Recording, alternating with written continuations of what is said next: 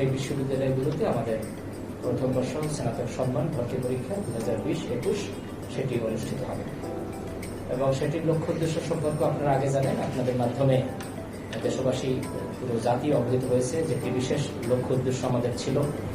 সেটি হলো যে শিক্ষার্থী, অভিভাবক তাদের যে বিভিন্ন ধরনের ভোগান্তি, সময়, শ্রম, অর্থ সেটির সাশ্রয়ী দৃষ্টিভঙ্গি নেওয়া, ভোগান্তি লাঘব, সে কারণেই মূলত ঢাকা বিশ্ববিদ্যালয় একাডেমিক কাউন্সিল এবং জেনারেল অ্যাডমিশন কমিটি তারা বহু আলাপ আলোচনার পরে এই ধরনের একটি সিদ্ধান্ত নিয়েছি, যাতে শিক্ষার্থীরা কম সময়ে তাদের পরীক্ষা কেন্দ্রে যেতে পারে, ভোগান্তি লাঘব ঘটে এবং অর্থ সাশ্রয়ী হয়।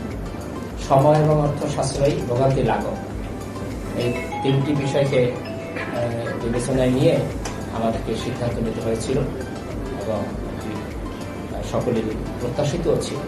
ফলে সে কারণেই আপনাদের মাধ্যমে এই বিষয়গুলো সংশ্লিষ্টকে পুনরায় অবহিত করা, আপনাদের সদয় সহযোগিতা গ্রহণ সেটিও জরুরি। কারণ আপনারা যেভাবে তথ্য উপাত্ত উপস্থাপন করে, তথ্য সরবরাহ করে যারা ব্যবস্থাপনায় আমরা থাকি, তারা যে কোনো সিদ্ধান্ত নিতে খুব সহায়ক হয়। সুতরাং আমাদের সহায়ক শক্তি হিসাবে আপনাদের ভূমিকা, সহযোগিতা সেটি খুবই গুরুত্বের দাবি রাখে এবং আমি সেটির জন্য ভূয়সী প্রশংসা করি।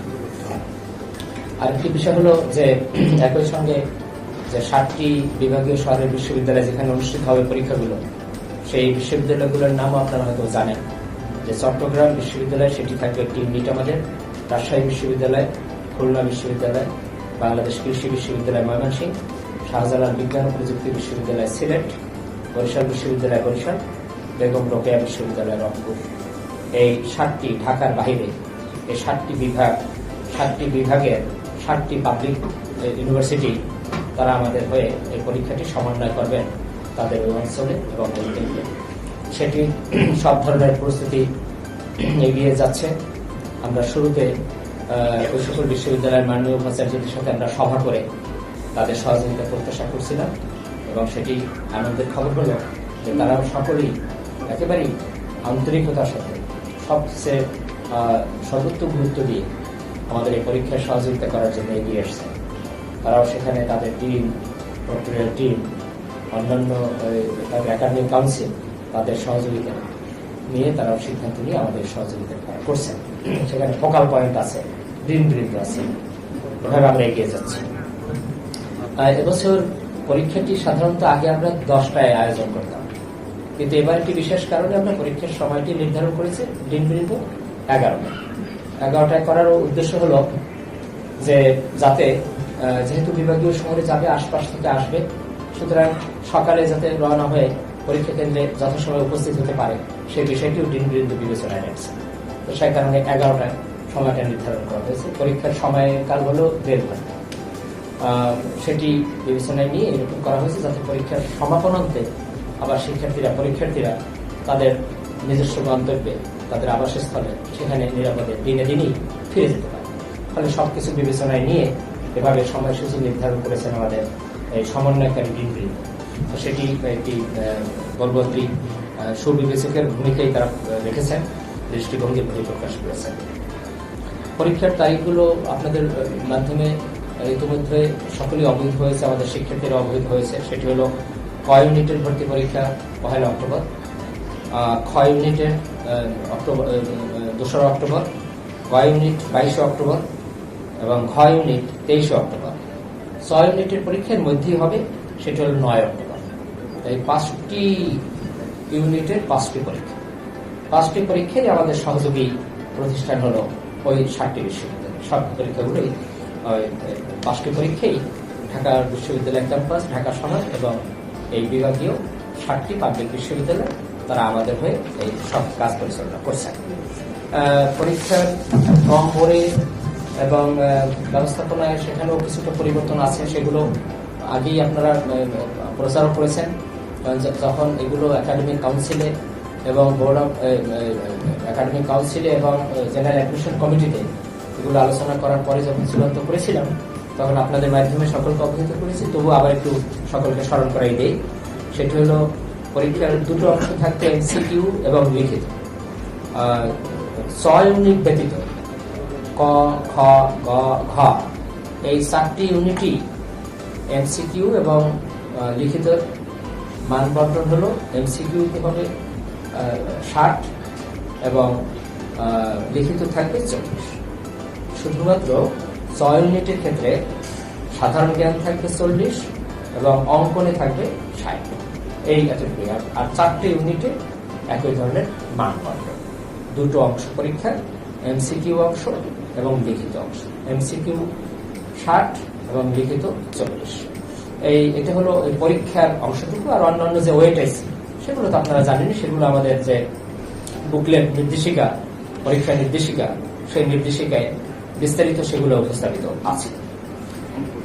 আসন সংখ্যা এবং আবেদনকারীর সংখ্যার একটা তুলনামূলক বিবরণীও আপনাদের কাছে হয়তো ইতিমধ্যে দিয়ে দেবেন। আমাদের এটির একটি বিন্যাস আছে যে ঢাকা বিশ্ববিদ্যালয় মানে ঢাকা শহরের এখানে কত শিক্ষার্থী কোন ইউনিটে, সেটি একটি তালিকা আপনাদের আছে। এরকম প্রতিটি বিশ্ববিদ্যালয়ে কতজন শিক্ষার্থী অংশগ্রহণ করবে কোন ইউনিটে, সেই ইউনিট ভিত্তিক এবং বিশ্ববিদ্যালয় ভিত্তিক একটি পরিসংখ্যান আপনার কাছে হয়তো দেওয়া আছে, সেটা আপনারা দেখে নিতে পারেন। ঢাকা বিশ্ববিদ্যালয়ের এই কেন্দ্রে এখানেই হবে বেশি।